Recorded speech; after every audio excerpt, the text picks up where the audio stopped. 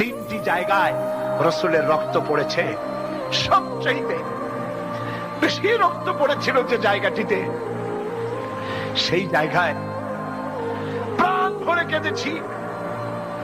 আমার স্ত্রী আমার সাথে ছিলেন।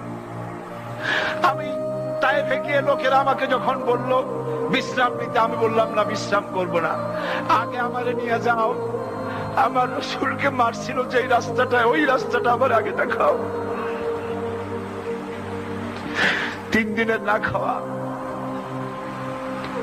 রাস্তার দুই দিকে কাফেরেরা দাঁড়ানো, চতুর্দিক থেকে পাথর মারা শুরু করে দিল।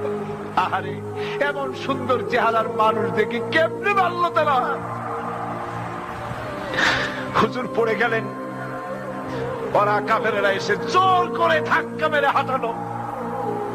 আবার হুজুর পড়ে গেলেন, বেহুশ হয়ে পড়লেন। আবার